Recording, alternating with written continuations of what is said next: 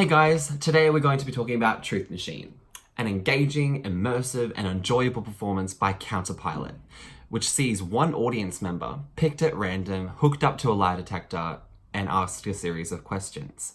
Counterpilot's creative vision is to set the audience in the center of their performances. This vision is quite literally achieved in Truth Machine through its application of technology in collaboration with interpersonal relationships.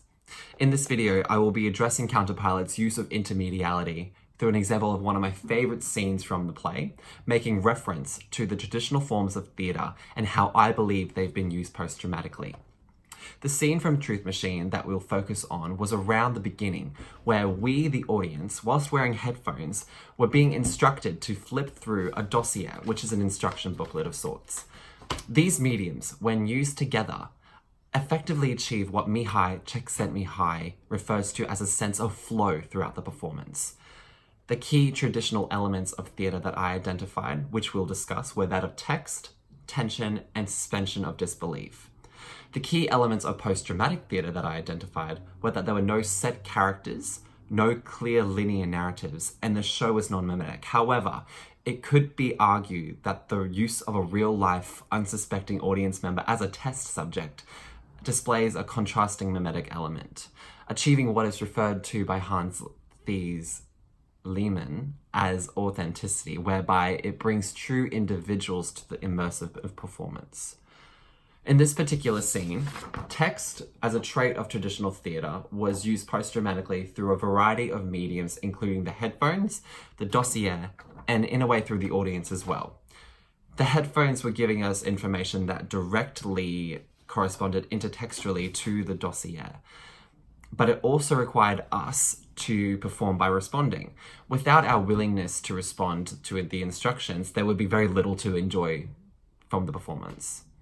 Through text, the scene was able to achieve what is uncommonly referred to as parataxis. Lehmann refers to parataxis as a use of multiple interdisciplinary art forms or mediums cohabiting simultaneously, without any one taking on a primary role in the performance. So the headphones, the dossier, and the audience members in this scene were all contributing to the performance. Tension, as a traditional form of theatre, took on a role of its own in Truth Machine. By using the headphones in conjunction with the dossier, the particular images of the woman whose name escapes me, I was experiencing what Frida Chappell and Cheel Kattenbolt refer to as transparency. The two mediums were working so cohesively to a point where I, as an audience member, was too preoccupied with the visual stimuli of the woman growing larger and larger as the sounds from the headphones intensified. Tension was building within me towards the climax. In this encounter, audiences are, as Matthew Reason describes, active in the performance through our ability to participate and engage with the technology and make our own interpretations through our responses as performers. Suspension of disbelief was an element of traditional theatre that I think collaborated post-dramatically, as Lehmann describes, heterogeneously with the use of the text and tension. As a common trend of Counterpilot performances, intermediality was an element I could recognise as a way for audiences to fully immerse themselves in the performance. Remedially, from Truth Machine as a whole, I could identify what Chappell and Kattenbolt describe as hypermediacy, which is where certain mediums like the headphones and the dossier draw attention to themselves. Transparency, as I've already recently mentioned, and also immediacy, whereby audiences forget there is any presence of a medium. An example again is provided through the headphones in conjunction with the dossier.